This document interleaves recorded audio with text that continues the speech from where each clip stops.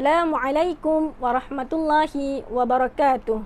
Kita sambung perbincangan tempoh haid, iaitu sekurang-kurang tempoh haid.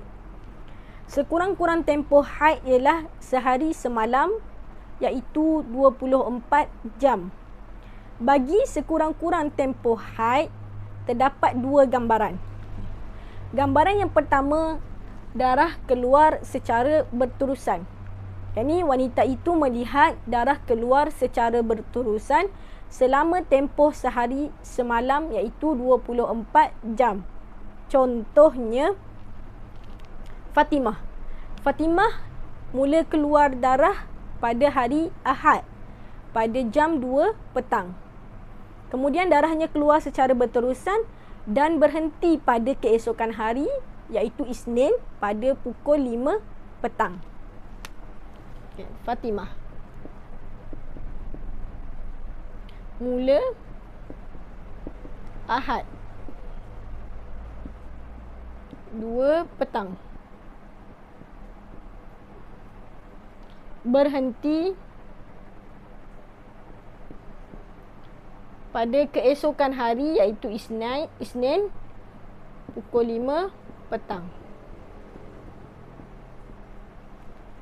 Maka kita hukumkan darah Fatimah ini adalah darah haid kerana mencapai tempoh sekurang-kurang haid. Contoh seterusnya, Hafsah. Hafsah mula datang darah pada hari Ahad pada pukul 2 petang dan berhenti keesokan harinya, iaitu Isnin pada 8 pagi. Hafsah mula Ahad 2 petang, berhenti Isnin keesokan hari, iaitu 8 pagi. Maka kita hukumkan darah yang keluar ini pada Hafsah ini adalah istihadah kerana tidak cukup kadar 24 jam. Gambaran kedua, darah keluar secara putus-putus.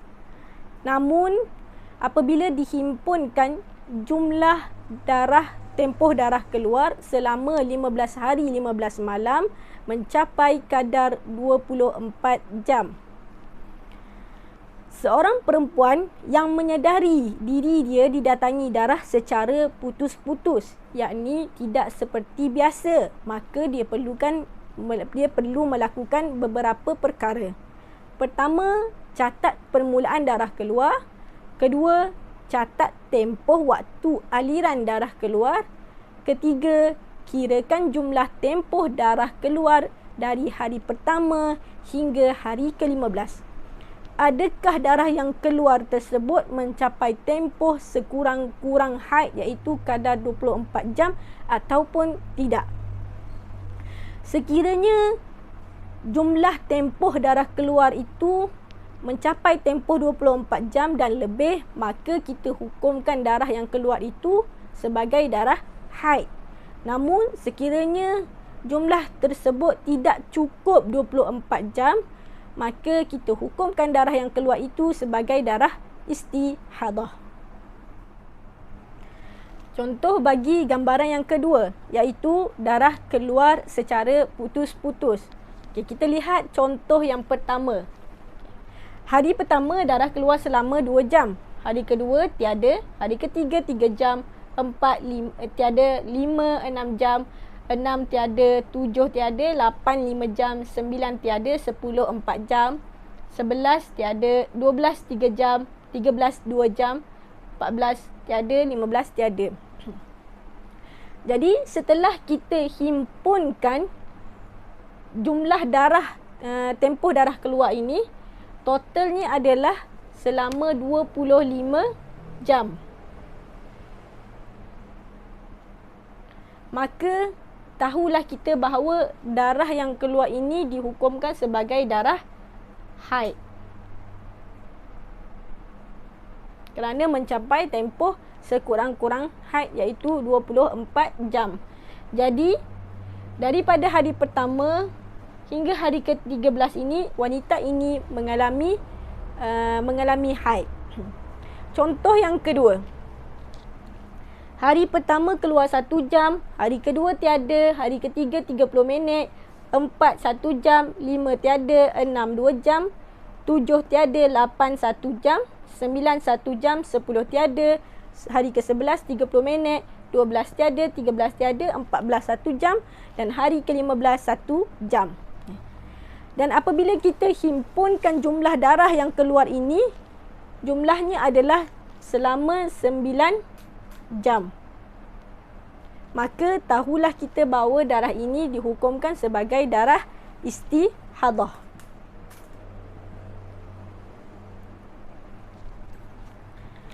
Namun begitu, seorang wanita yang menyedari dia didatangi darah secara putus-putus ini, maka ada beberapa tindakan yang dia perlu lakukan. Ketika dia masih tidak dapat memastikan hukum darah tersebut ataupun kita kata dia masih ragu-ragu adakah darah itu darah haid ataupun istihadah. Sebagai contoh, pada hari pertama ini hanya 2 jam je sahaja yang datang. Selepas itu tiada darah, hari kedua pun tiada. Jadi dia berada dalam keadaan yang ragu-ragu adakah darah yang keluar ini adalah haid ataupun istihadah. Jadi ketika dia berada dalam keadaan ragu-ragu itu, perlulah dia solat pada waktu solat yang darah tidak keluar. Sebagai contoh, pada hari pertama ini darahnya keluar pada waktu subuh selama 2 jam sahaja. Jadi pada waktu Zuhur, Asar, Maghrib, Isyak dan pada hari kedua ini hendaklah dia solat kerana darah sudah tiada, dia tidak melihat darah. Dan perlulah dia meninggalkan solat pada waktu yang darah keluar, iaitu waktu hari pertama waktu subuh tadi. Okey. Dan juga dia perlulah berpuasa, ini puasa wajib pada hari-hari darah tidak keluar, iaitu sebagai contoh pada hari kedua memang tidak keluar darah. Jadi dia hendaklah berpuasa. Dan perlu meninggalkan puasa pada hari-hari darah keluar. Sebagai contoh tadi, ini keluar pada waktu subuh, jadi dia perlu tinggalkan puasa. Dan contohnya pada hari ketiga datang pada waktu zuhur, jadi dia perlu tinggalkan puasa. Namun selepas ternyata hukum darah ini seperti ni, kita dah tahu dah bahawa semua ni adalah haid, maka dia tidak perlu qada solat yang dia tinggalkan. Sebagai contoh tadi, pada waktu subuh dia tinggal solat sebab dia masih dalam keadaan ragu-ragu adakah ini haid ataupun istihadah. Jadi bila dia dah tahu ini haid, maka dia tidak perlu menggantikan solat yang dia tinggalkan tadi. Okey. Tetapi puasa yang dilakukan pada hari-hari darah tidak keluar, sebagai contoh pada hari kedua, hari keempat ini, adalah tidak sah dan wajib diqada kembali seperti mana hari-hari yang ditinggalkan puasa. Namun apabila darahnya ternyatalah darah itu adalah darah istihadah, darah yang seperti contoh yang kedua ini, maka perlulah dia qada solat yang dia tinggalkan. Sebagai contoh, perempuan ini pada hari pertama datang darah pada waktu subuh selama 1 jam. Jadi dia tinggalkan solat subuh. Jadi bila sudah jelas, sudah nyata bahawa darah ini hanyalah darah istihadah, maka dia perlu ganti solat subuh itu dan juga solat-solat lainlah yang dia telah tinggalkan. Dan puasa yang dilakukan pada hari-hari darah tidak keluar adalah sah dan tidak perlu diqada. Sebagai contoh, hari kedua ini dia berpuasa, maka kita hukumkan puasa dia adalah sah dan tidak perlu diqada. Jadi sekadar itu sahaja untuk perbincangan kali ini. InsyaAllah kita jumpa pada siri akan datang.